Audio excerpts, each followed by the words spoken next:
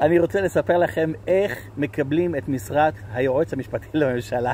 תשמעו משהו יפה. יום אחד הגיעו תלונות למבקר המדינה שמשרד היועץ המשפטי לממשלה מתנהג לא כמו שצריך. החליט לשלוח לשם את אחד העובדים הכי טובים שלו, שהיה שועל פיקח. שלח את השועל הזה חוזר אליו אחרי שבוע, אומר לו, אדוני מבקר המדינה, תדע לך, הכל שם מושחת, הם מתנהלים לא נכון, יש להם אג'נדה פוליטית, ולפי זה הם מנהלים את המשרד של היועץ המשפטי לממשלה. טוב, מבקר המדינה שמע את זה, אומר, אני רוצה חוות דעת נוספת, כמו שלוקחים מרופא חוות דעת נוספת. שלח לשם אחד מהמשרד שלו, שהיה סוס עבודה, שלח את הסוס הזה למשרד היועץ המשפטי לממשלה. הסוס הזה בודק שם, אחרי שבוע חוזר למבקר המדינה, אומר לו, אדוני המבקר, הכל תקין שם, אין שם שום בעיה, לא צריך לעשות שום דבר, הכל בסדר. מבקר המדינה יש לו שתי חוות נגדיות, אחת אומרת שהם מושחתים, והשנייה אומרת שהם 100%. החליט לשלוח לשם את החמור, שהחמור היה סוס עבודה. אומר, החמור ילך עכשיו מהמשרד שלי, של המבקר, למשרד היועץ המשפטי לממשלה לבדוק.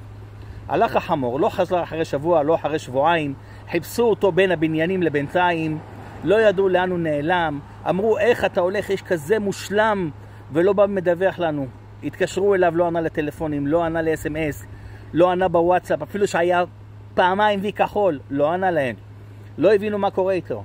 אחרי שנתיים פגשו את אותו ברנש שנשלח מהמשרד של מבקר המדינה למשרד היועץ המשפטי לממשלה.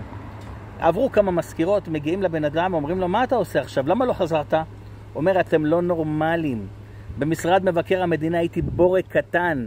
הגעתי למשרד היועץ המשפטי לממשלה, ושם אני נאמבר 1. על פי אישה כל דבר. אפילו ראש הממשלה מפחד ממני. השרים, שרים למשמעתי. לא צריך בחירות, לא צריך שום דבר. רק אני מחליט, ורק אני קובע. אמרו לו, אדוני החמור, אתה צודק. שם באמת מקומך, לא במשרד מבקר המדינה. נכון שזה בדיחה, אבל אנחנו זקוקים לאנשים קצת יותר ראויים וישרים במשרדי הממשלה ובשלטון החוק. אנשים שהצדק באמת ייראה ולא יעשו עלינו הצגות ויאבדו את כל האמון של כל העם, של רוב העם, במערכת המשפט, שיש תן לי ואתן לך, שמור לי ואשמור לך. זה התיק תקבל תמורת התיק הזה, ועושים כל מיני קומבינות. קומבינות זה לא שווה שום דבר, כי קומבינה זה מלשון קום בינה. תעיר את הבינה שלך, תעיר את השכל שלך. קומבינה לא אצלנו, לא בבית ספרנו. הבנתם את זה? שתפו.